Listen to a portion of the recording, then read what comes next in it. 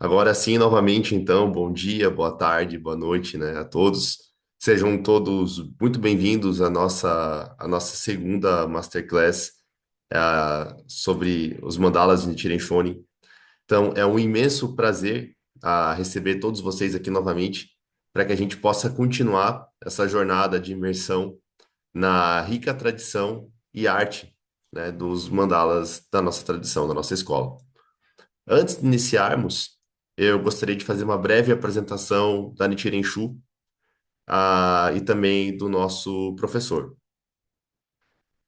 A Nichiren Shu, né, é uma escola tradicional de budismo Nichiren, enraizada nos ensinamentos do monge e reformador Nichiren Daishonin, que viveu no século XIII. Ao contrário de algumas interpretações, a Nichiren Shu não se limita a uma prática isolada, mas sim a uma integração harmoniosa entre a recitação do Daimoku, a prática do Sutra do Lótus e uma profunda busca pela compreensão e a aplicação dos ensinamentos de Nichiren na nossa vida diária. Valorizamos a prática diária, mas também a construção de uma comunidade, o apoio mútuo e a busca coletiva pelo crescimento espiritual.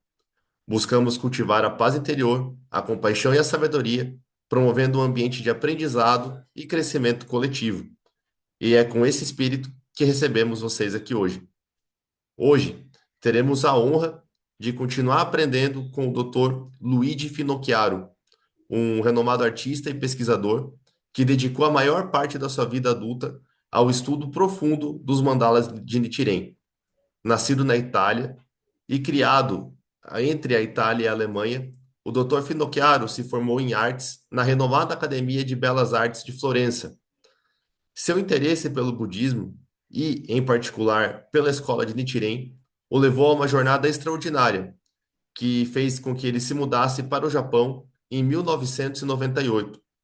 Lá, ele realizou pesquisas aprofundadas, visitando mais de 60 locais onde os mandalas originais de Nichiren Shonin são preservados, publicando suas descobertas em 3 volumes e obtendo um mestrado em literatura budista na prestigiada Universidade de Rishō, com uma tese premiada sobre a estrutura dos mandalas. Atualmente, ele é doutorando na mesma universidade e dedica sua vida a tornar o conhecimento sobre a obra de Nichiren acessível a todos. Sua abordagem única combina uma visão artística com uma rigorosa pesquisa acadêmica, nos oferecendo perspectivas preciosas sobre essas obras-primas da fé e da arte budista. Na primeira aula, nós exploramos a jornada da humanidade em busca da autorreflexão, desde a representação simbólica nas cavernas até a complexidade da arte budista, focando nas possíveis inspirações de Nichiren e culminando na análise de seu primeiro mandala, criado em meio ao seu exílio em Sado. Hoje, aprofundaremos ainda mais essa compreensão, explorando a rica simbologia, a evolução da expressão artística de Nichiren e a profunda relação entre arte, fé e história. Por fim, um lembrete importante. Essa aula está sendo gravada e será disponibilizada gratuitamente para fins educacionais. Ao permanecer nessa aula, você concorda com a gravação e a posterior divulgação de seu conteúdo. Então, gostaria de convidar, né, o Dr. Luigi agora para a gente iniciar nossa aula. Luigi Sensei, por favor.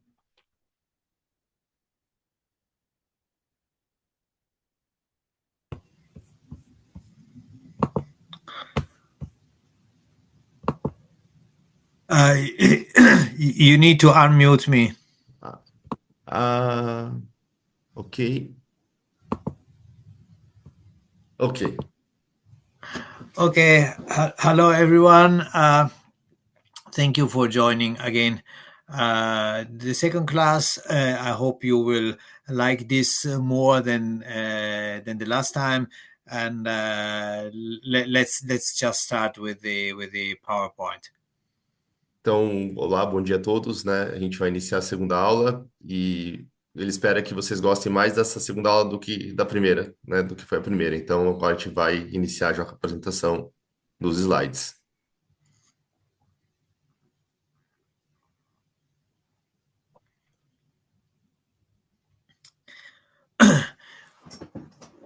Okay, so next exactly. So today we will delve into the core of this research, and I believe you will find it both fascinating and insightful. By the end of this session, you'll understand why the previous lesson was crucial. It was designed to shift your perspective on the narrative surrounding the mandala, offering a fresh viewpoint that may differ from what you have encountered so far. The goal of these masterclasses is to help you see the calligraphic mandala through a new lens. Please take a moment to review today's summary of key concepts. Então, hoje, vamos nos aprofundar no núcleo desta pesquisa, e acredito que vocês acharão isso fascinante e enriquecedor. Ao final da aula de hoje, entenderão porque a lição anterior foi essencial. Ela teve como objetivo mudar sua perspectiva sobre a narrativa do mandala, oferecendo um ponto de vista renovado que pode ser diferente do que vocês ouviram até agora. O objetivo dessas aulas é ajudá-los a ver o mandala caligráfico sob uma nova ótica. Por favor, deem uma olhada rápida no resumo dos conceitos principais de hoje. Next slide, please.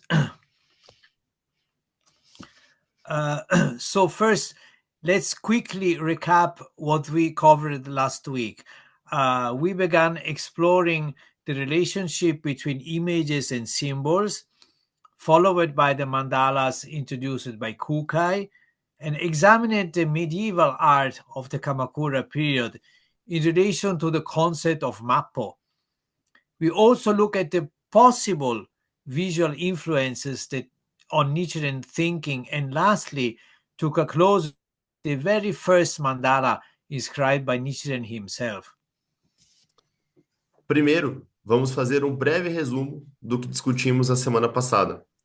Começamos explorando a relação entre imagens e símbolos, seguimos com o mandala produzido por Kukai e analisamos a arte medieval da era Kamakura em relação ao conceito de Mappo. Também observamos as possíveis influências visuais no pensamento de Nichiren e, por fim, observamos de perto o primeiro mandala escrito pelo próprio Nichiren. Next slide, please. My research is grounded in the work of German art theorist and perceptual psychologist Rudolf Arnheim. Arnheim used science to explain visual art, focusing on the interaction of art with concentric and grid spatial patterns. He argued that form and content are inseparable, and that the patterns created by artists reflect the nature of human experience.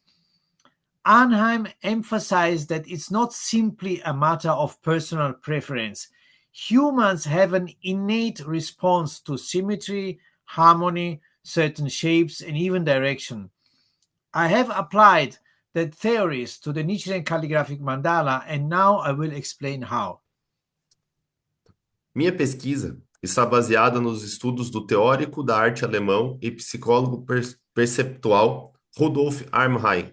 Arnheim utilizou a ciência para explicar a arte visual, enfocando a interação da arte com padrões espaciais concêntricos e em grade. Ele argumentou que forma e conteúdo são indivisíveis e que os padrões criados pelos artistas refletem a natureza da experiência humana. Arnheim enfatizou que não se trata apenas de gosto ou desgosto pessoal. Os seres humanos têm uma reação inata à simetria, harmonia, certas formas e até mesmo direções. Apliquei suas teorias ao mandala caligráfico de Nichiren e agora explicarei como. And next slide, please. So, for my research, under the guidance of Professor H. Terao, one of the leading scholars in the field of Nichiren mandala studies, my approach was analytical.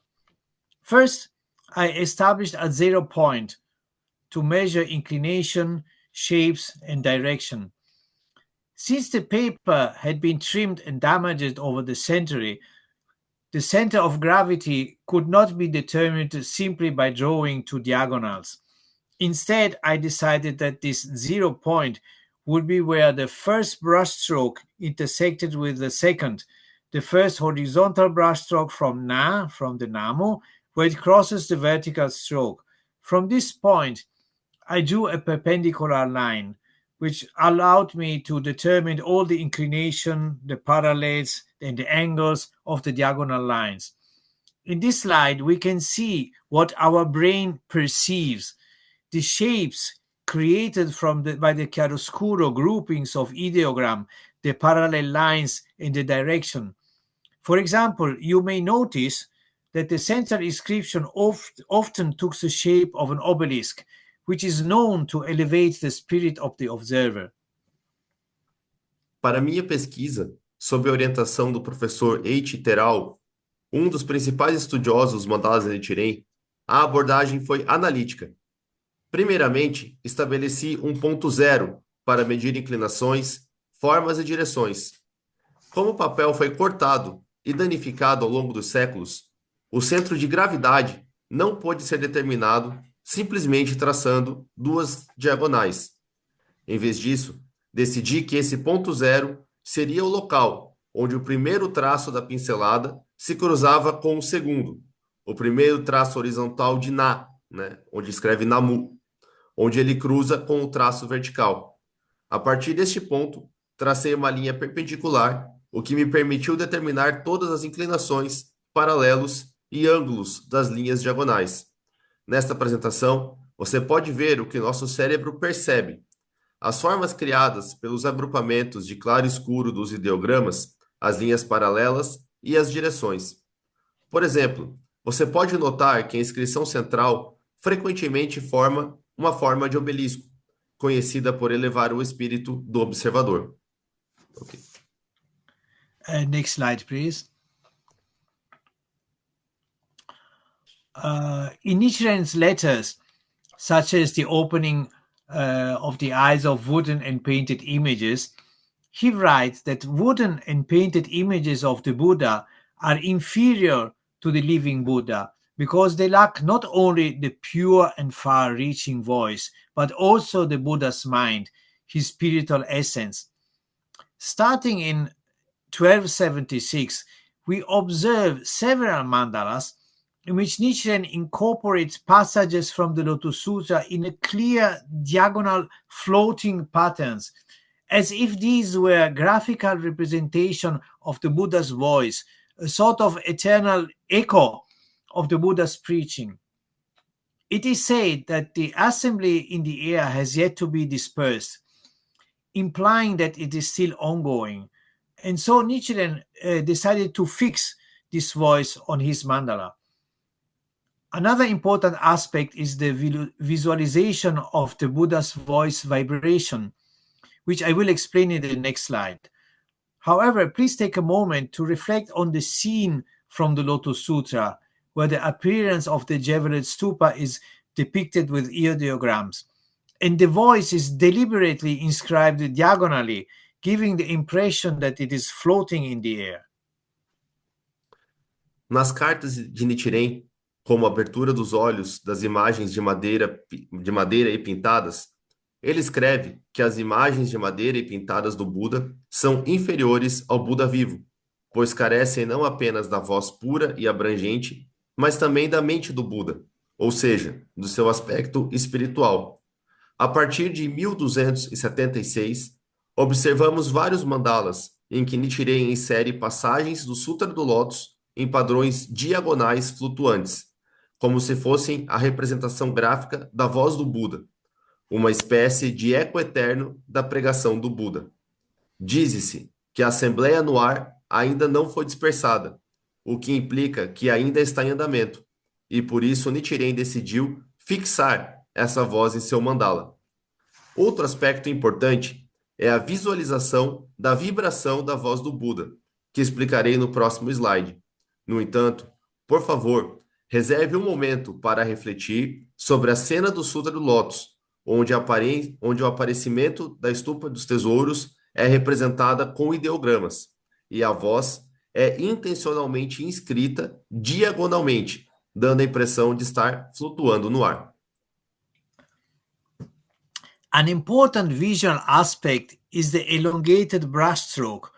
They are always often referred as Komyo 10, which means point of light. However, when I discussed this with Kataoka Kunio of the Risho Ankokukai, who cataloged all the Nichiren mandalas, he told me that his mentor, Kataoka Zuiki, frequently mentioned that this should be Komyo Sen, meaning ray of light. He also explained that this particular graphic form symbolizes the vibration of the voice. It represents either the voice of Nichiren or perhaps the voice of the Buddha chanting the Daimoku. So when chanting the Daimoku to the calligraphic Honzon, one chants together with all the participants in the assembly of the air. This was a profound insight of Nichiren on top of his theological writings. He very clearly used visual means consciously. This was not by chance. Even though he did not elaborate on this in detail, by examining the collection of his extant mandala, we can observe a very clear pattern. Um aspecto visual importante são os traços de pincel alongados, frequentemente chamados de komyoten, que significa pontos de luz. No entanto, quando discuti isso com Kataoka Kunio, da Risho Ankokukai, que catalogou todos os mandalas de Nichiren, ele me disse que seu mentor, Kataoka Zuiki, mencionava frequentemente que isso deveria ser Komyo-sen, significando raios de luz. Ele também explicou que essa forma gráfica particular simboliza a vibração da voz. Ela representa a voz de Nichiren, ou talvez a voz do Buda recitando o Daimoku. Assim, ao recitar o Daimoku ao Honzon caligráfico, recita-se junto com todos os participantes na assembleia no ar. Este foi um profundo insight dele, de Nichiren, além de seus escritos teológicos. Ele usava de forma consciente meios visuais. Isso não era por acaso. Mesmo que não tenha elaborado isso em detalhes, ao examinar a coleção dos mandalas existentes, podemos observar um padrão muito claro. Next slide, please. As some of you may already know, Nichiren inscribed several mandalas, with nearly 140 of them still extant, though a few are still pending authentication or are disputed. Here you can see various examples of various types. There are small one-sheet personal protective amulets, larger three-sheet daimandala typically given to leaders or those who had places where believers gathered for collective prayer, as well as 2 altar pieces. The largest mandala, consisting of 28 sheets, would be enshrined in lotus halls of wealthier lay patrons, such as Soya Kyoshin and others. These are truly remarkable pieces of art, showcasing the Lotus Sutra, especially considering the very limited resources available to Nichiren at that time. Como alguns de vocês já sabem, Nichiren escreveu vários mandalas, com quase 140 ainda existentes, embora alguns ainda guardem autenticação ou sejam disputados. Aqui você pode ver exemplos de diferentes tipos.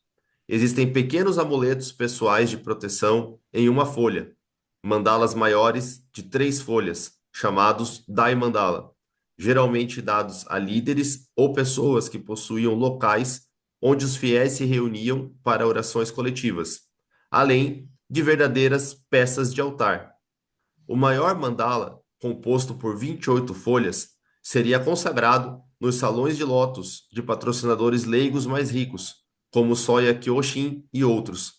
Estas são peças de arte verdadeiramente notáveis, representando o Sutra do Lótus, especialmente considerando os recursos muito limitados de Nichiren na época. Next slide, please.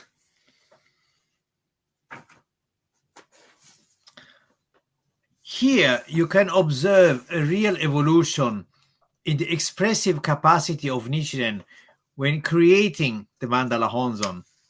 Of course, I don't want to suggest that Nichiren was a painter or an artist in the conventional sense. What I do want to emphasize is that this was a clearly conscious act and is an important way to connect directly with Nichiren's creative spirit. As we'll explore in the third masterclass, this pattern has been carried forward by all his disciples and successors in every Nichiren school. Notice how irregular and uncertain his early mandalas appear compared to the firmness and expressiveness of his later works. This evolution reflects not only his increasing comfort after being exiled, but also his sense of security, no longer constantly being pursued by enemies. Yet, the progression is undeniable. Aqui você pode observar uma verdadeira evolução na capacidade expressiva de Nichiren ao criar o mandala Honzon. Claro, não quero sugerir que Nichiren fosse um pintor ou um artista no sentido convencional. O que quero destacar é que esse ato foi claramente consciente e é uma maneira importante de nos conectarmos diretamente com o espírito criativo de Nichiren. Como veremos na terceira aula, esse padrão foi perpetuado por todos os discípulos e sucessores em cada escola Nichiren. Observe como os mandalas iniciais de Nichiren eram irregulares e incertos, em comparação com a firmeza e expressividade de seus trabalhos mais tarde. Essa evolução reflete não apenas o seu aumento de conforto após ser exilado, mas também o seu sentimento de segurança, não mais sendo constantemente perseguido por inimigos. No entanto, a progressão é inegável. Next slide, please. Here, I would like to highlight the fact that the Nichiren Honzon is three-dimensional, not flat. It functions as a transformation panel, as we discussed in the first class. In this graphic, you can see more clearly how and where the depicted figures are placed within the tableau, a term often used in forensic analytics or theater production to describe a dynamic scene. Another important point, though I cannot dwell into it in detail here, is the concept of eternal return, as theorized by Mircea Eliade, the historian of religion, philosopher, and professor of the University of Chicago. One of the most influential scholars of religion in the 20th century and a key interpreter of religious experience. Eliade established paradigm in religious studies that continue to influence the field even today. His idea of the eternal return suggests that belief expressed through behavior allows one to become contemporary with or return to the mythical event, the moment when the events described in one's myth occurred. In this case, it refers to participating into the assembly of the air when the Lotus Sutra was preached. Aqui, eu gostaria de destacar o fato de que o Honzon de Nichiren é tridimensional, não plano. Ele funciona como um painel de transformação, como discutimos na primeira aula. Neste gráfico, você pode ver mais claramente como e onde as figuras representadas são colocadas dentro deste tableau, um termo frequentemente usado em análises forenses ou representações teatrais para descrever uma cena dinâmica. Outro ponto importante, embora não possa aprofundá-lo como ele merece aqui, é o conceito de eterno retorno, como teorizado por Mircea Eliade, o historiador das religiões, filósofo e professor da Universidade de Chicago. Um dos mais influentes estudiosos das religiões do século XX e intérprete da experiência religiosa, Eliade estabeleceu paradigmas nos estudos religiosos que continuam a influenciar o campo até hoje. Sua ideia de eterno retorno sugere que a crença, expressa através do comportamento, permite que alguém se torne contemporâneo ou retorne ao evento mítico, o momento em que os eventos descritos nos mitos ocorreram. Neste caso, refere-se a participar da Assembleia no ar quando o Sutra do Lótus foi pregado. Next slide, please.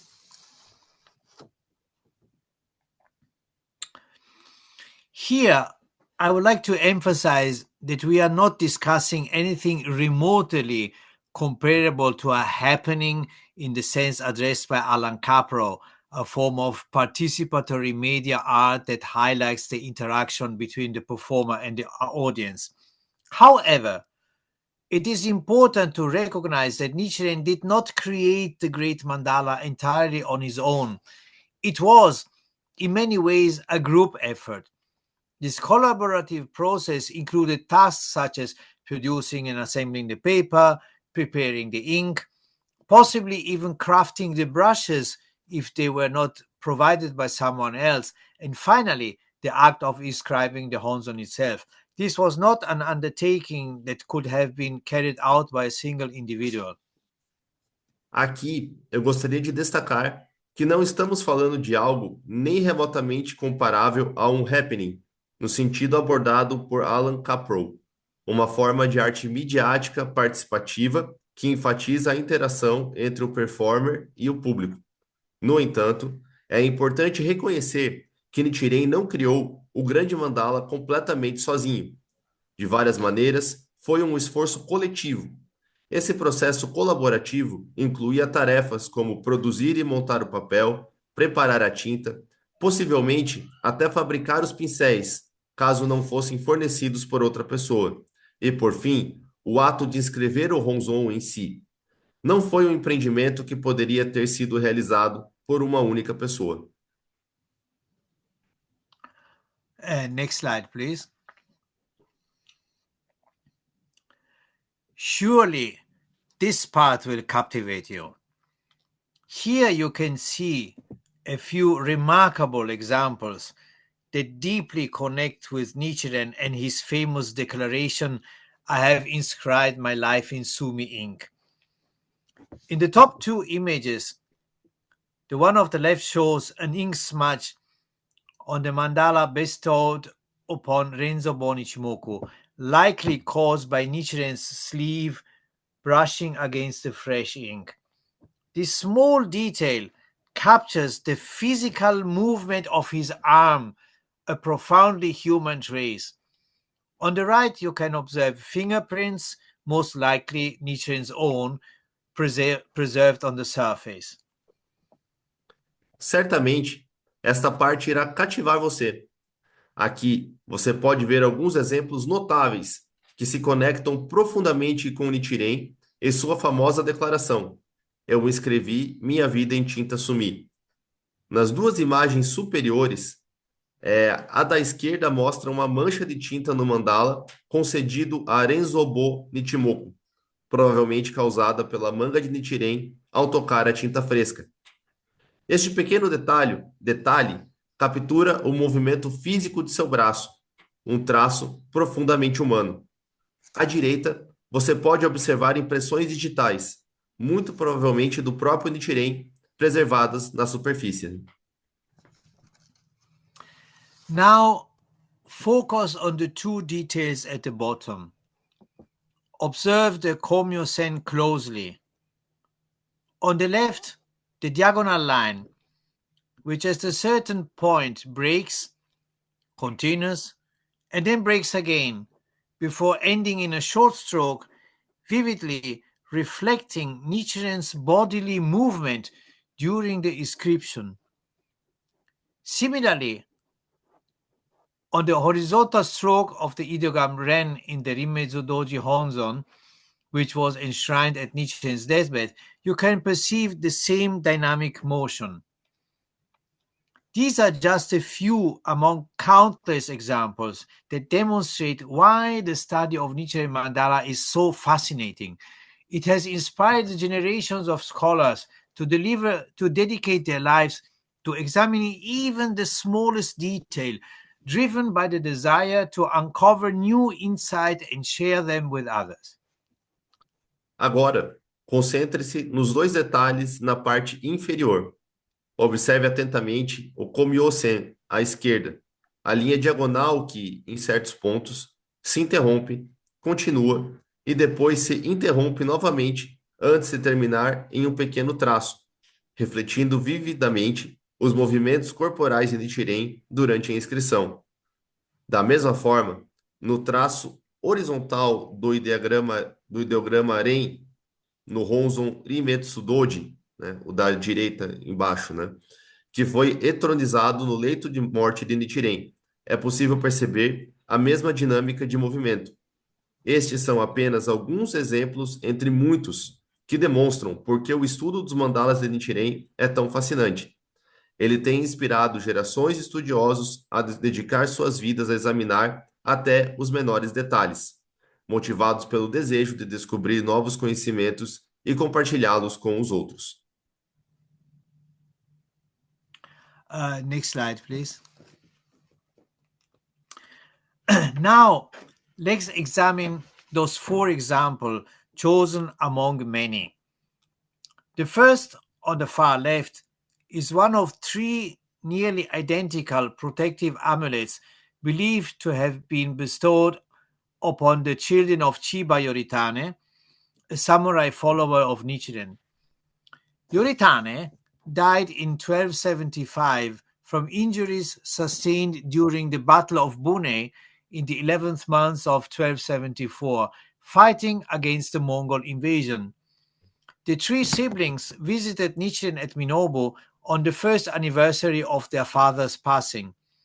This artifact provides a genuine glimpse into history from the perspective of ordinary people rather than from the ruling elite, which is a rare and valuable perspective. The next example, although not directly related to Nichiren, is the so-called Teppo Honzon, housed at Kitayama Homonji Temple.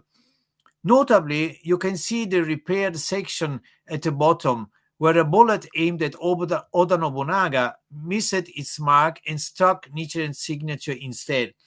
This detail suggests that Nobunaga was near the Honzon at the time, adding a dramatic layer to this historical context.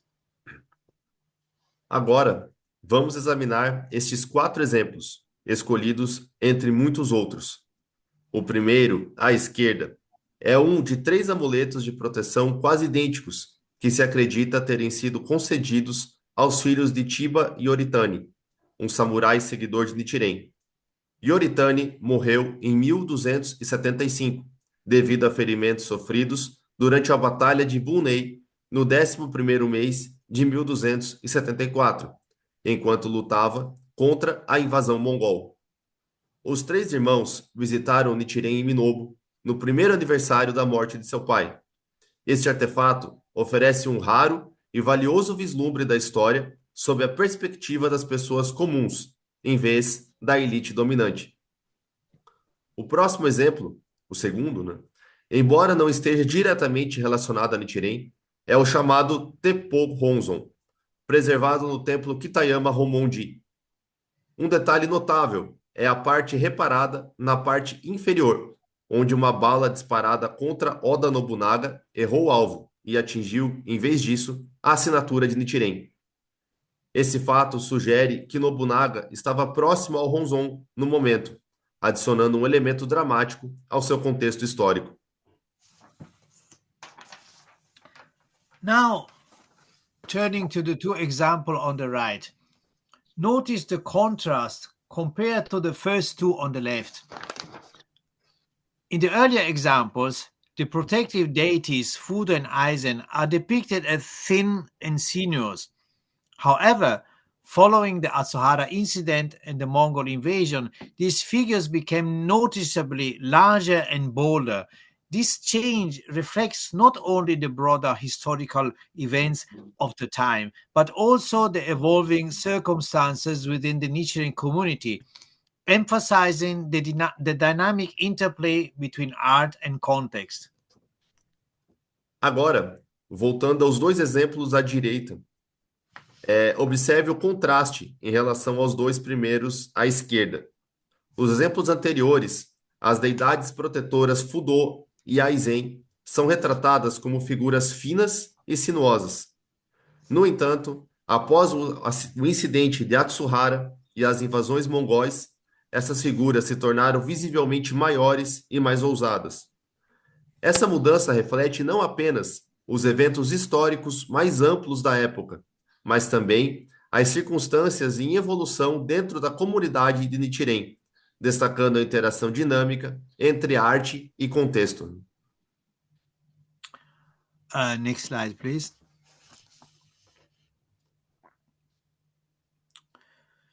So to conclude today's class and introduce the next, I would like to point out that the uniqueness of Nichiren's Honzon lies in its very format, which visually expresses the essence of the Lotus Sutra, an identity conveyed through imagery, a thought by Nichiren himself.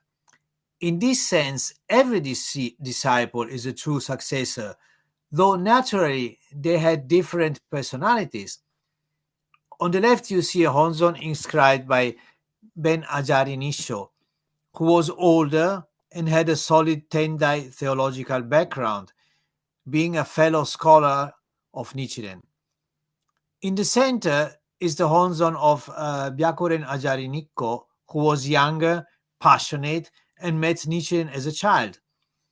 On the right is the Honzon by Higobo Nichizo, who studied directly under Nichiren and was evidently very creative and talented.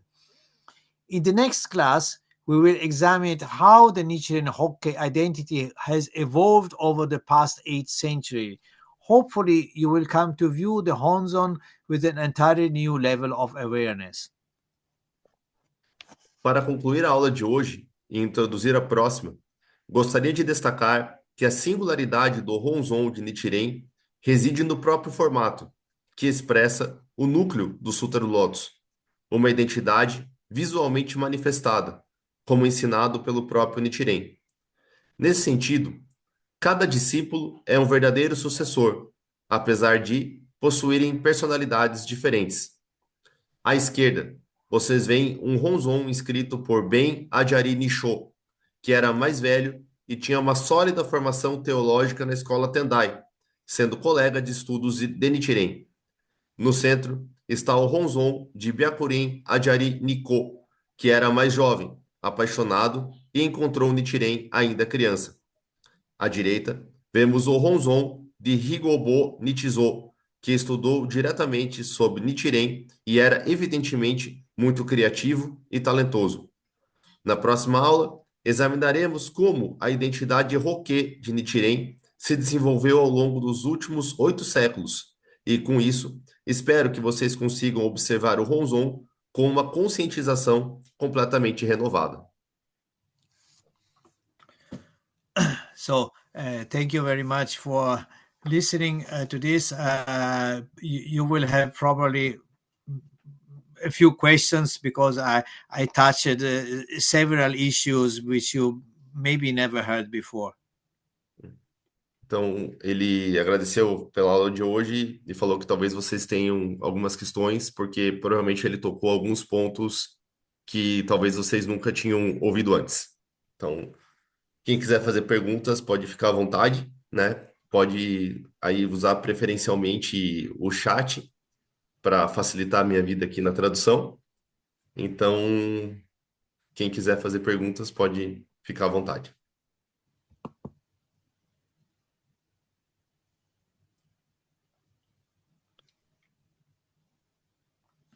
So while people they write their questions, I would like to ask you to talk a little bit more about this, how can I say, this evolution of Fudo Yaizemyo, because this is very, I think it's very interesting. I'm very curious about this relationship between these two deities with Nichiren Shonin. Yes, thank you. As I mentioned before, we mentioned in the first class anyway that Fudo and Aizen, they are not part of the Lotus Sutra iconography, but they are nevertheless protective deities. And you see, in the beginning, Nichiren puts it, they are very thin. Their presence is not so important, so to speak. But you see that around the time of the Atsuhara persecution, I mean, around the time after before the second Mongol invasion, and especially after the Atsuhara incident, they become very bold. They always seem to embrace, the whole scene. Of course, the daimoku is the most important element in the mandala, but you see that the protective elements are getting much more importance because people were afraid. Many of the Nichiren believers were from the samurai class, and many were conscripted to send to the south of Japan to be fighting with them against the Mongols. So there was a sense of fear among all Japanese, which of course includes the Nichiren believers. Então, eu perguntei, né? Falei, enquanto o pessoal vai digitando, pedi para ele comentar um pouco mais a respeito das deidades protetoras, né? Aizen e Fudo, essa relação de Nichiren com elas e o porquê, né? Que elas se tornaram maiores no mandala, né? Então, ele falou assim, né? Que como ele mencionou antes, na primeira aula, Fudo e Aizen Myo, eles não são partes da iconografia do Sutra do Lótus, mas são deidades protetoras esotéricas, né? Então, no começo, Nichiren Shonin escrevia elas de uma maneira assim mais tímida, e a presença delas não era tão importante, né? Mas só que no tempo da perseguição de Atsuhara, né? Depois da segunda invasão mongol, principalmente depois da perseguição de Atsuhara, a presença dessas duas deidades começaram a ficar muito fortes, né? Como se elas tivessem assim muito fortes, muito destacadas, né? Como se elas estivessem abraçando a cena toda, né? Claro, o mandala, o daimoku ainda é o elemento mais importante do mandala, mas só que esses elementos de proteção, eles ficaram muito destacados, né? Porque as pessoas estavam com medo. Então, muitos seguidores de Nichiren Shorin eram samurais e alguns foram mandados então para o sul para lutar contra os mongóis, né? Então, por isso teve essa ênfase maior, né? Nesses elementos. So I see a lot of questions in the chat. So we go. I think we should go by first come, first served. And so please translate for me the first one. Ok. Pergunta do Diego. Qual o nome do modelo de mandala que o Gohonzon é feito? Vejo que é um modelo comum em outras linhas budistas. Como é o nome? Não sei se eu entendi a tua pergunta, Diego. O nome de um modelo. Maybe his question is because the Nichiren mandala and other mandalas from other traditions, it seems to follow the same pattern, kind of a model, a rule. So there is this rule, there is a model in which all mandalas are inspired. And thank you for the question. As I mentioned in the first class, all the mandalas are transformation panels. So if they base on a different sutra, they will be different. For example, the esoteric mandala is there are also, for example, esoteric mandalas which are all like graphic with letters, so to speak, with Sanskrit letters, but nevertheless letters. So, but because the source text is different, the mandala is different. So there are two differences. One is the difference of personality in calligraphy, for example, and the other one is the fundamental difference of the source text. So in this sense, the model of the Nichiren mandala is always the same. Because it's the Lotus Sutra, not another sutra. Ok. Então, como ele mencionou na primeira aula, né, todos os mandalas são chamados de painéis de transformação, né, e eles são baseados em diferentes sutras, né. Então, por exemplo, os mandalas esotéricos são baseados em sutras esotéricos e são desenhados graficamente ou com letras em sânscrito, né. Mas porque as fontes são diferentes, os mandalas se tornam diferentes, né. Então essa é uma diferença. A outra diferença é a questão da personalidade de quem está escrevendo, né? Das letras mesmo, como escreve as letras. Então, os mandalas Nichiren Shonin, eles são parecidos, né? Porque a fonte de Nichiren Shonin é sempre, dos mandalas Nichiren Shonin são sempre as mesmas, né? Ou seja, o Sutra do Lotus. Okay, then we have a second one from Eric. Por gentileza, o Dr. Luigi poderia explanar mais a respeito dos mandalas serem confeccionados não apenas por Nichiren, não apenas por uma pessoa? So, Eric he wants to know more about this, about the mandala not being made by just one person, like Nichiren receiving help for other people to painting the mandala, to describe the mandala. So he wants to know more about this collective work. Well, you can imagine if a mandala is like 2 meters long, at least two people need to to hold the paper. This is a very practical thing. What I was trying to say is that maybe many people imagine Nichiren alone somewhere in a room or in the forest and inscribing the mandala, but actually there was always many people with him, because at the four corners somebody has to to hold the paper, somebody has to pass to give the brush, and also the paper, some of the mandalas have some paper, how can I say, which is of high quality.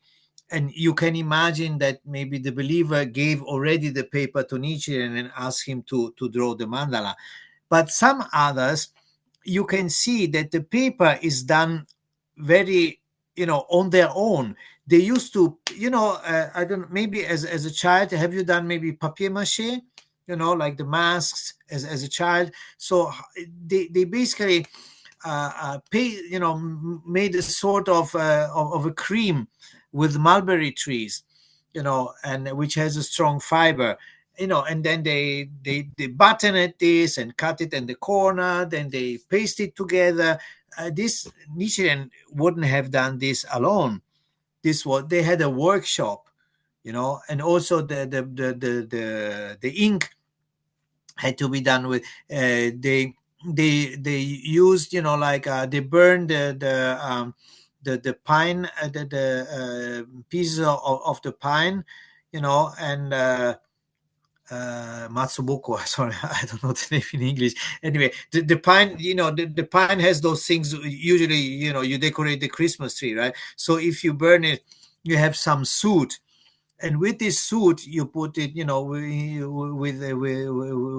water, and then with sumi ink, and then you can have some ink, and the brushes also. Maybe some believer, like a Tokijonin, he sent some brushes. We have a record of this. But in other cases, maybe they use like the hair of, I mean, the fur of some dead animal, which they could find in Minobu, and then they used to make the brushes by themselves. So it was a workshop. That was I was trying to say. Bom, então ele falou assim: você pode imaginar assim, um mandala de 2 metros de altura, né? Então, no mínimo, né, era necessário ter alguma pessoa, tipo, ajudando a segurar o papel, né? Então, essa é uma questão, na verdade, muito prática, né?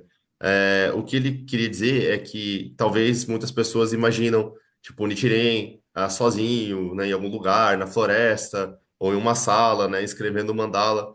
Mas só que, na verdade, existiam muitas pessoas, né, ao redor enquanto ele fazia isso. Por exemplo, alguém nos quatro cantos segurando os pedaços de papel, a outra pessoa entregando o pincel, né? Então, alguns mandalas, eles têm papel de boa qualidade, né? Então, a gente pode imaginar que alguém fez a doação do papel. Só que outros mandalas, parece que o papel foi feito na hora, né? Na hora não, foi feito pelo pelo próprio Nichiren, né? Então, talvez ele e os outros discípulos fizeram como se fosse aquele papel machê, né? Que a gente usa para fazer máscaras, né? Então, eles pegavam as fibras, faziam tipo um creme, batiam, aí depois cortavam, né? Então, claro, Nichiren não deve ter feito isso sozinho, né? Também a tinta, né? Que ele usava para escrever, então eles queimavam o pinho, né? Que é tipo aqueles pinhos de enfeitar árvore de Natal, né?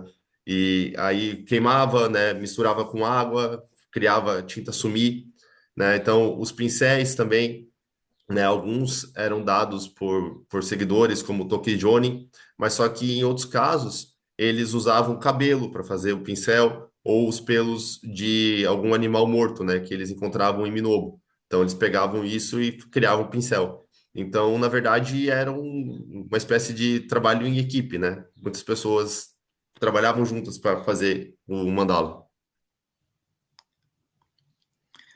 Okay, Ah, then we have Daniela, yes. Daniela, olá, bom dia. Muito obrigado ao professor Luigi pela aula e a você, Guilherme, pela oportunidade. Gostaria de saber se no último slide o Goronzon do meio é de Nico Shonin. Obrigado, Américo e Daniela. So she wants to know if the last Goronzon it was from Nico Shonin. Yeah, the short answer, because there's many questions. Yeah, short answer, yes. Ele falou, então, Yes. respondendo rapidamente no final é Nico Shonin, né? Então, porque ele vai responder rápido porque tem outras perguntas, né? Então, resposta curta é. Then we have Lutgardes Isso. Araujo. Yeah. Tá, muito obrigado pela magnífica explanação, extensiva a todos que de uma ou outra forma contribuíram para a realização do evento. So, Lutgard, he's saying thank you for the lecture and Yeah. for everybody who helped in this lecture. Okay. So, Karin perguntou: quantos mandalas Goronzon foram escritos pelo próprio Nichiren e por que tem diferenças entre eles? So, Karin is asking how many mandalas were inscribed by Nichiren Shonin and why so many difference between these mandalas? As I said before, extant about between 132 and 140, kind of. And But we have, if you look at the I wrote 5 books on the Nichiren mandalas. So if you look at the volume number 3, you will see you will find a lot of answer to these questions, but fundamentally there are many functions for the mandalas. So as I said, some of are just protective amulets, so it's just one sheet. The largest one is a real large mandala of 28 sheet. It's like a 4 meters long. It's very big. I mean, not as big as the 16 chapel, of course, but if you consider the very limited means that he had, that Nichiren had, it's an incredible. And another large mandala is made of 20 sheets. The Rinmei Sudoji Honzon, which I believe most of you are using, has 10 sheets. It's quite large. There are also the mandala given to his disciple Nisho has 8 sheets. Is also very large. The mandala given to Nanjo Tokimitsu has 4 sheets. It's long. So the point is, the Honzon is the symbol of the Lotus Sutra, of this ceremony of the air, then we will go to that, because that's on the next question. So you can, as same as you go, every church has many different depictions of the same scene. The Christian believer, they pray to the image of the crucifixion, because that's the symbol of Christianity. And nobody asks why there is so many different symbol, why this one is blue and why this one is red. Everyone understands this is the symbol. So we need to understand that this.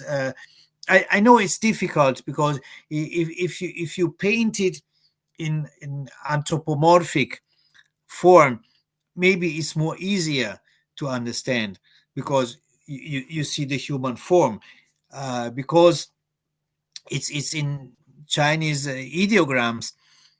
It may be difficult to understand what is this scene, what is the symbol all about. But it's the scene of the Lotus Sutra. It is about the Lotus Sutra. And because the title Nam-myoho Renge Kyo includes all the texts of the sutra, even just the Daimoku includes all the Lotus Sutra. So in a way, the Nichiren Mandala is really complex, describing a very precise scene of the Lotus Sutra. Ok. Sorry, this is Ok, very long. não. Então, ele fala assim, né? Como ele disse antes, né? Existiam cerca de 130, existem mandalas existentes, né? Cerca de 132 ou 140. Então, ele já escreveu 5 livros, né? A respeito do mandala Gohonzon. Se você olhar no volume 3, né? Você vai encontrar muitas respostas para essas questões. Mas, fundamentalmente, né? As diferenças entre os mandalas é porque elas tinham funções diferentes, né? Então, como ele falou, alguns eram amuletos, né, de proteção, alguns eram para ser consagrados pelos seguidores, alguns eram mandalas grandes, né? Por exemplo, tem um que é feito de 28 folhas, né? Tem 4 metros de altura. Claro, não é tão grande quanto a Capela Sistina, mas se a gente considerar a dificuldade de Nichiren na época, né, a gente pode imaginar que isso era incrível, né? Então, ele mencionou também o Rinmetsudo de Honzon, né, que é o Shutei Mandala que a gente usa, né, que alguns de vocês têm consagrado em casa. Ele é feito originalmente de 10 folhas, né? Então, grande. O mandala consagrado, concedido para Nisho, tinha 8 folhas, muito grande, né, de Nanjo Tokimitsu, 4 folhas, né? O ponto é que o Honzon, ele é o símbolo do Sutra Lotus, né, da cerimônia do ar, né? Então, quando a gente vai nas igrejas, né, a gente vê em diferentes igrejas várias representações da mesma cena, né? Então, por exemplo, da crucificação, né? Então, a gente vai lá, a gente vê os cristãos orando, né? E eles não perguntam, né?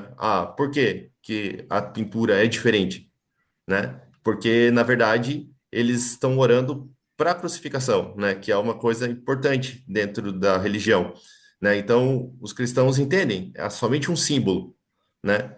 Então, a gente precisa entender isso também, dessa forma, né? Claro que você pintando as coisas a- antropomorficamente, né? É mais fácil de a gente entender, né? Mas quando a gente escreve em kanji, né? Talvez a gente não sabe muito bem, né? O que que está dizendo ali, né? O que que aquele símbolo quer dizer. Mas a gente tem que saber, né? Que o mandala é sobre o Sutra do Lótus, né? E porque o Namu-myoho Renge Kyo inclui todo o texto do Sutra, né? Na verdade, o Daimoku, né? Ele inclui todo o texto do Sutra. A forma como Nichiren Shonin escreve o Mandala Gohonzon, né, representa é, uma representação muito complexa, né, e de uma cena muito precisa do Sutra do Lotus. Ok. Ah, o Diego falou, né, sabendo da tridimensionalidade e complexidade da estrutura de elementos no Gohonzon, sabe dizer se Nichiren ensinava, explicava sua profundidade aos presenteados? So when Nichiren Shonin, knowing about the how can I say in English, the 3D perspective of the Gohon Zone and the complexity of the structure, all the elements, do you know if Nichiren Shonin, every time that he gave the Gohon Zone to his followers or disciples, he explained everything or not? This is a very interesting question. I'll try to answer briefly because we are running out of time. Um, Short answer: we don't really know, because we know only what we know. It what is written on paper. The rest we don't know. We have no way to understand what was said between one person and another. What we know, however, that Nietzsche was a very visual person. We have a lot of diagrams still extant. Some of them are just pieces, so we don't know what they are about. But you can imagine that a sort of medieval PowerPoint Nietzsche used to draw, when he was doing his lessons in Minobu. So maybe he explained many things, or maybe many other things were already obvious because the Lotus Sutra was very well known in Japan at the time. So those depictions of the scene were everywhere. People, knew instinctively what it was about, because they had many artwork everywhere. Tá. Então, é uma pergunta interessante. Ele tentou explicar rapidamente, né, por causa do tempo. E a resposta curta, né, é que nós não sabemos de verdade, né, o que Nichiren Shonin falava, né? Nós sabemos somente o que está escrito no papel, né? Não temos como saber a comunicação entre duas pessoas. O que nós sabemos é que Nichiren Shonin era uma pessoa muito visual e que ele usava muitos diagramas para explicar as coisas, né? Então, alguns deles existentes e alguns são apenas fragmentos, né? Pedaços que nós não conseguimos entender muito bem o que que é. Então, você pode imaginar, né, que enquanto ele dava aulas, por exemplo, no Monte Minobo, ele usava um tipo de PowerPoint medieval, né? Então, ele explicava muitas coisas. Então, outra questão, né, é que algumas coisas eram óbvias para as pessoas que estavam recebendo o mandala, né? Porque o Sutra do Lotus era muito conhecido em todo o Japão já naquela época, né? Então existiam representações, desenhos, descrições das cenas do Sutra do Lotus em todos os lugares, né? Então as pessoas elas sabiam instintivamente sobre aquilo, sobre o que aquilo se tratava.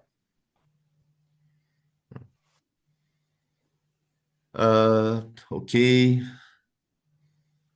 Tá, Gilmar. Os mandalas criados por Nichiren Shonin eram personalizados de acordo com as necessidades de cada seguidor ou seguiam um padrão uniforme? Além disso, haviam diferenças significativas entre mandalas mais detalhados e outros mais simplificados? Caso sim, quais eram os critérios ou significados dessas variações? So the question is, Nichiren Shonin, I don't know the word. He makes some personal mandala to each follower, following the necessity of each one, or all of mandalas are more or less the same pattern, same model. And there were simplified mandalas as well. Yes, we because we don't have, like, how can I say, a written request, please do a mandala like this and this. We can only guess. For example, we have quite a few mandalas where this 8 characters, or 4 characters, sorry, Fudo Fushi. This is a quotation of the Lotus Sutra. It says, will not grow old and will not die. So we can guess, like Professor Nakao Takashi suggests those mandalas with this kind of inscription were most probably given to either a sick person or a person which was maybe older and maybe near to pass. Or also, there are all those passages of the Lotus Sutra which I mentioned before. They are, one aspect is this floating, the voice of the Buddha. The other aspect is because the passages are different. Professor Nakao suggests maybe this was also a sort of a message to the person to whom received the mandala. And there are also many aspects which I encourage you, please buy my books if you have the possibility, because everything is written in there. This is 20 years of research. Everything is in there. But what I can say is that, yeah, maybe there was a specific request in some mandalas, also visually. Então, ele falou assim, né, que existia sim, né, mandalas personalizados. Nós não temos os pedidos das pessoas escritos, né, isso não ficou conservado. Então, a gente só pode imaginar, né? Então, por exemplo, tem alguns mandalas que tem 4 caracteres, né, Fudo Fushi, né, que quer dizer não ficar velho e nem morrer, né? Então, é uma citação do Sutra do Lótus. Então, por exemplo, o professor Takashi sugere que esses mandalas, com esse tipo de inscrição, eram dados para as pessoas doentes ou para as pessoas que já estavam numa idade mais avançada, mais próximas da morte, né? Então, ele mencionou antes, né, que aquelas inscrições que parecem que estavam flutuando, né, ao redor do mandala, elas queriam dizer, né, que era um aspecto da voz do Buda, mas só que também o outro aspecto é que essas passagens elas eram diferentes, né? Então, o professor Nakao disse que esse tipo, que essas mensagens, né, que essas situações, elas variavam de acordo, né, com a pessoa que recebia o mandala. Então, era uma mensagem para a pessoa que estava recebendo o mandala. Então, na verdade, tem muitos aspectos, né? Por isso ele falou, né, que ele encoraja a comprar o livro, né, que ele escreveu, porque está tudo lá. Ele, né, quase 30 anos de pesquisa a respeito do assunto. Então, ele encoraja a ler, né, mesmo. E o que ele pode dizer é que sim, né, que a forma dos mandalas variavam muito, né, e que também variavam de acordo com os pedidos específicos. A, a pergunta agora da Mariene, né? Qual a importância de cada escola Nichiren ter seu próprio mandala? Qual a significância para o praticante? So the question is, why each Nichiren school have their own mandala? What's the importance of this for the believer, the practitioner of the Lotus Sutra? Well, I always go back to the example of Christianity, because I think this is something that most of you know. Why does every church has a different painting? It's absolutely the same. The mandala is the same. It is the scene of the Lotus Sutra, of the appearance of the treasure tower, which symbolizes the emergence of Buddhahood, and this is depicted in many different ways. So each calligraphy is different. Of course, we also have the Ittoryo Son Shishi, so the three-dimensional mandala. You have a Daimoku tablet. You have the 2 Buddhas and the 4 Bodhisattvas, or there are painted images. There's many different things. I know that for us who are not Japanese, the calligraphic mandala is very fascinating. I spent 40 years studying it, so believe me, I know how fascinating it is, but it is a symbol. Então, ele falou que ele sempre volta para o exemplo do cristianismo, né? Então, porque a gente está mais familiarizado. Toda igreja tem pinturas diferentes, né? Mas todas simbolizam a mesma coisa, né? Então, para o mandala é a mesma coisa, né? Então, o mandala é uma cena do Sutra do Lótus, né? Do aparecimento da Torre do Tesouro, que simboliza o surgimento, né? Da iluminação, né? Do estado de Buda. Então, pode ser pintado, né? Pode ser representado de várias formas diferentes. Pode ser representado com caligrafia, pode ser representado como mandala em 3D, né? A gente tem aquela forma Itori ou Son Shishi, né? Que é a torre com o Daimoku escrito, os dois Budas e os quatro Bodhisattvas.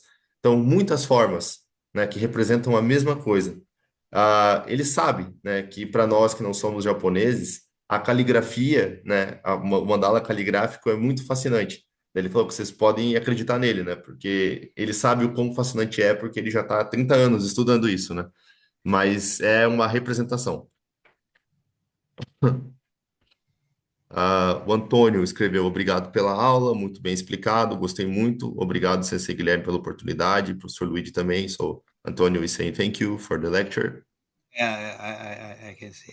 Yeah. That's very Thank you. similar to Italian. Thank you. Tá, então agora o Diego, né? Através da sua expertise, história da arte, como explicar a relação de ter deidades no Gohonzon, sendo o budismo ateísta? Ou será que através do budismo esotérico podemos dizer que existia assim uma crença, né, politeísta? Então, na verdade, são duas perguntas diferentes, né? Então vamos para a pergunta do Diego. So the question is, because Buddhism is atheist, we don't believe in God, but we have many deities written on the mandala. So what's the explanation? And maybe this is because the influences of Mikyo or not. About Mikyo, short answer, yes. Of course, we have Mikyo influence because Nichiren studied. Seijoji was a sort of a Mikyo temple. But yes, the more important question, of course, Buddhism is atheist because those deities, the celestial nymphs and all the demons and monsters and whatever is depicted there, these are just archetypes. In the first volume of the Mandala book, I explain more in detail how the mandala as a concept was created. Once you have a difficult concept, which is more easy to understand if you compress it into an archetype. So once Buddhist archetypes became understood and accepted, it was possible, to put all these figures together. Because, we have, for example, Miroku, Bodhisattva Miroku, he's the one who waits. He's always depicted, he's the one with his hands here, and he waits because he waits the coming of the Buddha, of the next Buddha, for example. So there are many archetypes, but those are, we gave just the name deities, but they are not deities in the sense of the Christian God. These are just, how can I say, symbolic of the, you see everyday miracles in nature. The sun rises, the moon, we are floating somewhere in space on just on a round rock with water and trees, and this is we have no way to explain this. We don't really know where we are, what we are. We don't really know, and this is most easiest way explain with an archetype, with the deities, with something you can call a god with a not capital letter. The god of Christianity or of other monotheist religion are similar to the Dainichi Buddha, which is an archetype for the essence of something that permeates the whole universe, which is everywhere and everything. But Buddhism is more complex. So all these figures are just functions of nature. The miracles that you see every day are how can I say, depicted as those archetypes. Ok. Então, ele falou que sim, né, sobre o budismo esotérico tem muitas influências, né, porque Nichiren Shonin, ele estudou no Senchoji, né, que era um templo esotérico, e também daí a explicação, né, o budismo é, sim, ateísta, né, e essas deidades, ninfas celestiais, demônios, monstros, né, tudo que está inscrito ali são apenas arquétipos, né? Então, no primeiro volume dos livros dele sobre o mandala, ele explica mais, né, sobre o conceito do mandala, né? Ah, por que o mandala foi criado, né? O conceito em cima do qual o mandala foi criado.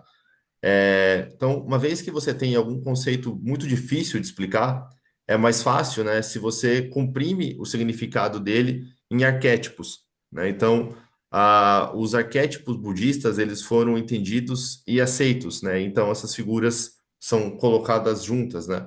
Então, por exemplo, né, o Bodhisattva Miroku, né? O Miroku é aquele que espera, né? Então, as figuras dele normalmente representam ele com a mão, assim, tipo, no queixo, esperando, porque ele tá aguardando pelo próximo Buda. Então, esse é um exemplo pequeno, né, de uma forma de um arquétipo, né? Existem muitos arquétipos. Os deuses no budismo, eles não são os mesmos que os deuses no sentido cristão, né? Eles são símbolos.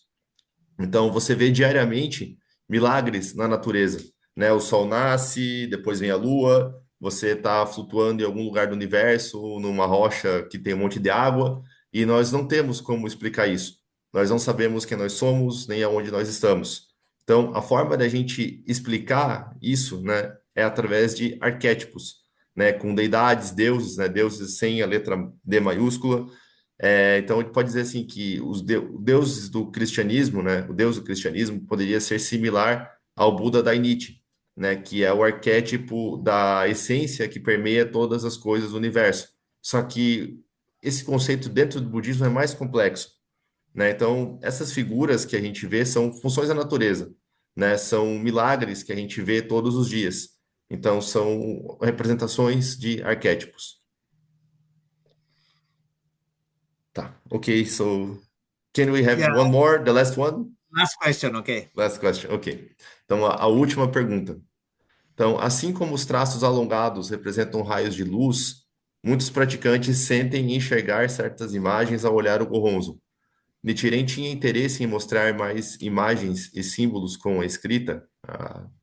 So, uh, we have the Komyosen and the rays of light, but many practitioners, they see other things when they look to the Gohonzon. They see different images and symbols. So this is intentional, created by Nichiren, or just things of their mind? Okay. When I went to when I saw the mandala for the first time, I was 16 years old, and because I was not wearing glasses, even if I needed, I saw everything I saw was a little bit, out of focus. And when people ask me what do you think about the mandala Honzon? I say that I think it looks like a cat holding a sword, because the two uh, heavenly kings at the top, they look like the ears of the cat, and the empty spaces, and the spaces where there was a character look like the eyes of a cat, and anyway, something like that. So I can understand exactly uh, how you feel that you see many different figures, but this was what I was referring about the chiaroscuro. So um, as Anheim said, we have some our brain. Remember the one slide where I put all this different colored arrows and lines. This is what our brain actually sees.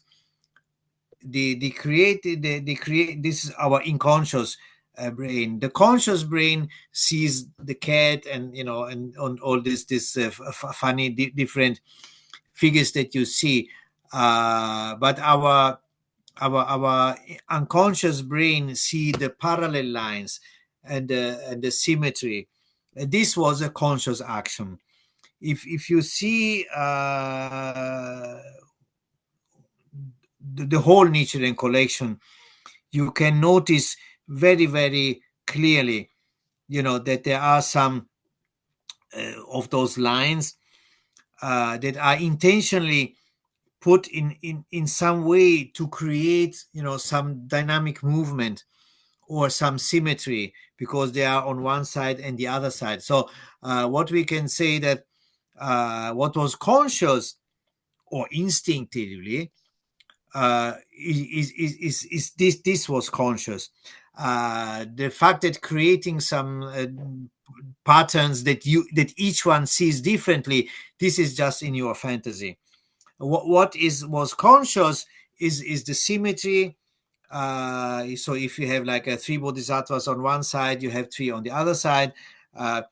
If they finish in at a certain height, you see that, for example, when I was referring that the mandala has like this obelisk form, you can see that on the top you have the Shakyamuni and Tao, and then each side two bodhisattvas of the four bodhisattvas, and you see they are placed, like consciously, like this. So finally, the effect that comes is the the of the obelisk, that it lifts you up. So this is conscious. The fact that anyone sees that I see a cat and you see a dog, or whatever you see in your fantasy, this is a different story.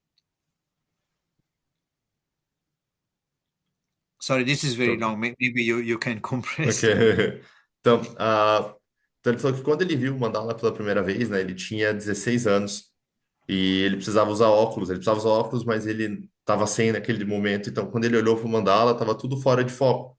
E aí perguntaram, né, o que que ele achava do mandala, né? E aí ele respondeu: para mim parece um gato segurando uma espada, né? Então, por quê? Porque os deuses celestiais em cima, no topo, pareciam que eram as orelhas do gato, e o espaço vazio entre os caracteres pareciam os olhos do gato, né? Então, ele falou, então, ele não entendia exatamente, né, o que era ali. Então, ele não sabe como você vê essas figuras, né? O que você enxerga, né, quando olha para o mandala, né? Mas só que esse é um efeito que ele chamou de claro-escuro, né? Chiaro-escuro.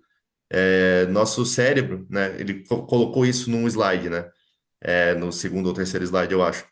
Ah, ele vê coisas consciente e inconscientemente, né? Então, conscientemente são aquelas linhas, cores, né? Setas, né? Que ele colocou, né? Que ele mostrou pra gente. Inconscientemente, o que a gente vê é o gato, né? Então, nos mandalas de Nichiren Shonin, a gente pode ver claramente, né? Que essas linhas, né? Esse padrão, ele é colocado conscientemente, né? Então, de uma forma a criar, né, um movimento dinâmico, a criar um tipo de simetria. né? Então, por exemplo, a forma de obelisco é colocar o mandala, os quatro bodhisattvas, né? Criando esse movimento aqui, ele tem uma função, né? Que é nos dar a sensação de que estamos sendo elevados, né? Essa é a impressão que o obelisco passa, né? Então, isso é consciente, né? Mas aí, se a gente vê alguma outra forma, né? Se vê um gato, um cachorro, qualquer outra coisa, aí é fantasia, né? Aí é algo totalmente diferente. Então, I think that we finished. We have some Yes, some some people saying thank you for the lecture yes, and I can see that. So obrigado everyone for joining this class. We will see each other next week. In 6 days, not 7, because we anticipated one day, and I will do my best to deliver another class which will be interesting. And as I said, research is funded only by our own means. So yeah, allow me to do a little bit of advertising. Please visit my www.nichirenmandala.com. There are also many free of charge things. Please feel free to download everything which is free of charge, and you are very much welcome if you can support this research. If you could, buy some of the books. Ok. Então, ele agradeceu, né? Falou que semana que vem a gente tem aula de novo, no dia 6 à noite, ao invés do dia 7, antecipou um dia. E ele também ele falou que ele gostaria de fazer um pouco de propaganda, né? Então, para vocês acessarem o site dele, www.nichiremandala.com, e lá tem todos os livros dele disponíveis e tem também alguns materiais que são gratuitos, né? Então, por favor, vocês baixem, aproveitem, e se vocês puderem, comprem os livros também para dar suporte, né, para a pesquisa que ele está desenvolvendo. Então, ele agradeceu a todos. Okuda Sensei, gostaria de falar alguma coisa para a gente encerrar, então? ルイジ先生、ありがとうございました。僕ね、本当はね、先生、少しちょっと質問させていただきたいんですけど、いいですか？はい、でももちろん、もちろん。一つはですね、まあ、先生も少し触れられましたけども、なんで日蓮聖人は、曼荼羅を絵ではなくて漢字で描いたのかということですね。それと、もう一つはですね、天台大師、伝行大師まではですね、釈迦牟尼ブッダと、まあ、菩薩まではご本尊にナムがついてますけども、天正大臣とかからはナムがついてないですよね。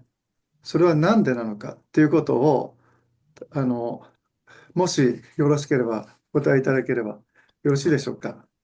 大丈夫。ありがとうございます。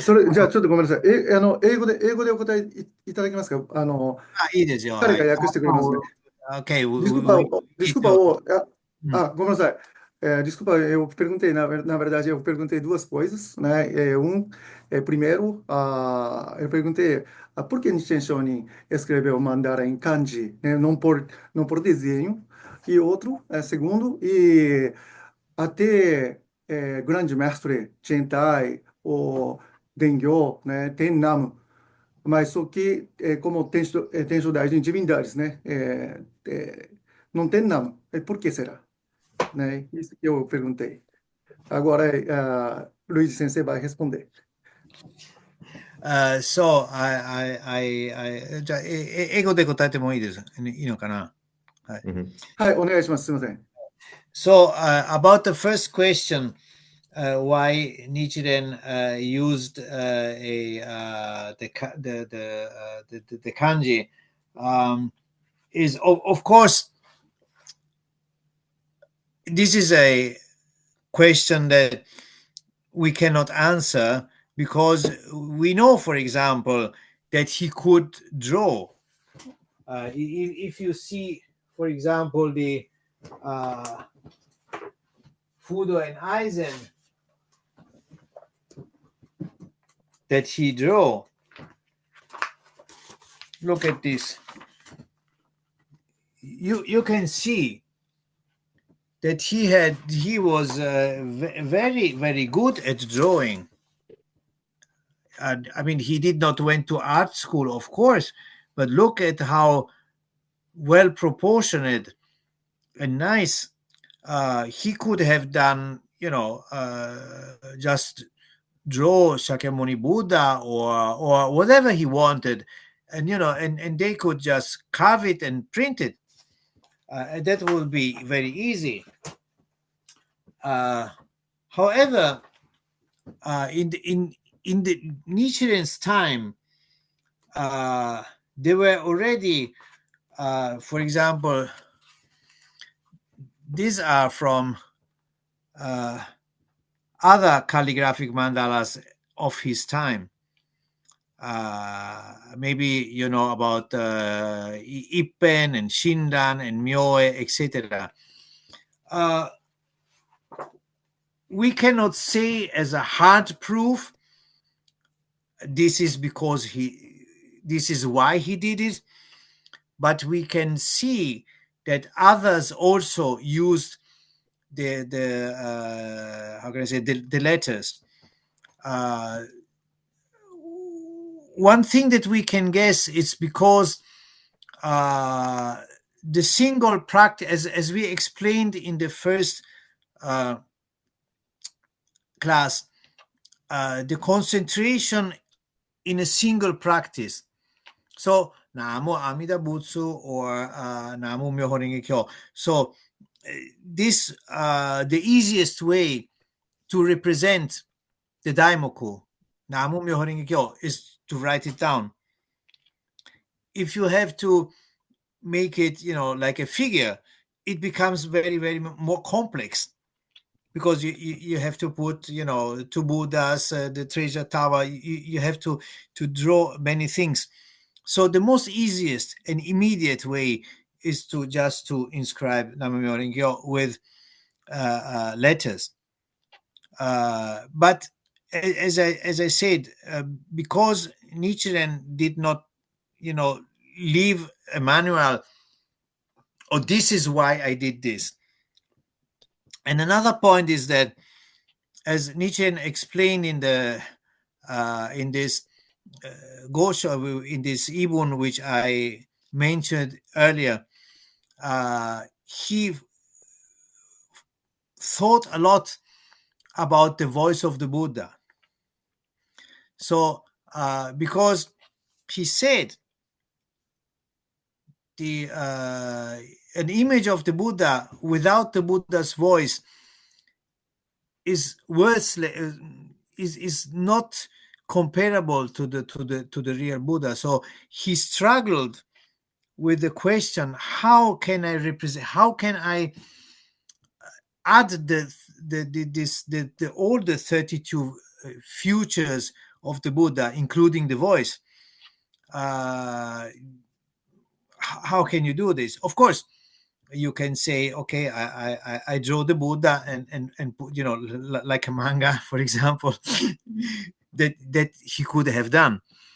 But finally, he decided the best way to represent this was in this calligraphic form.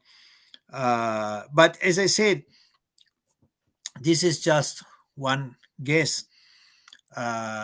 Based on the evidence, we see that he inscribed so many mandalas. So he really truly believes that this is the best way to represent the Lotus Sutra with the Buddha's voice.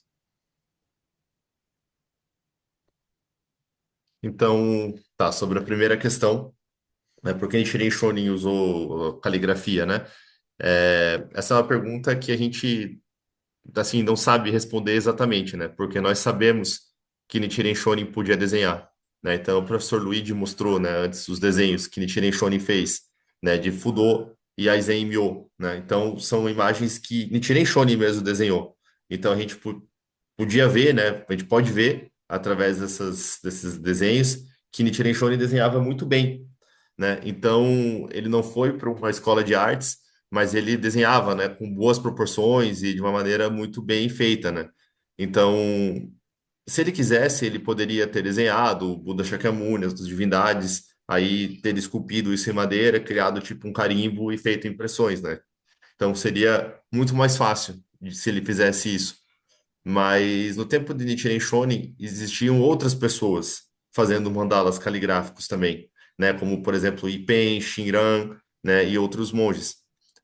Nós não temos uma prova para dizer que Nichiren Shonin foi influenciado, né? Por isso, né? Que ele fazia dessa maneira porque os outros estavam fazendo também.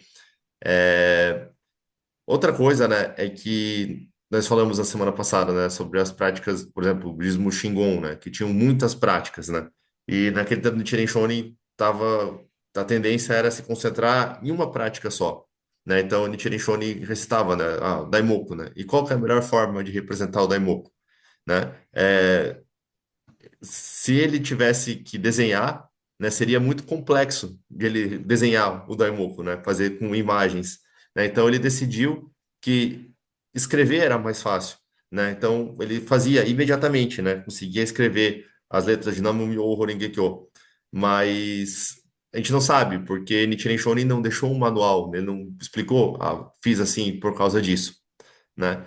Então, Nichiren Shonin explicou no Gosho que ele mencionou antes, é o que ele pensava a respeito da voz do Buda, né? Então, ele disse que a imagem do Buda sem a voz do Buda não se compara ao Buda, né? E aí ele se questionava como que ele poderia representar as 32 características do Buda, incluindo a voz, né? Claro, ele poderia ter desenhado o Buda e ter feito tipo um balãozinho assim com a fala, né? Como se fosse um mangá, né? Ele poderia ter feito isso, mas ele decidiu que a melhor maneira que ele tinha para representar era de forma caligráfica. Mas claro, né? Isso é somente um palpite, né? Não é um palpite baseado em evidências, né? Porque Nichiren Shonin ele escreveu muitos mandalas e dessa forma, né? Usando as letras, né? Usando a caligrafia. Então deve ser porque ele realmente acreditava, né, que essa era a melhor forma de representar o Sutra do Lótus e o Daimoku. Ok. 答えになりましたでしょうか。ありがとうございます。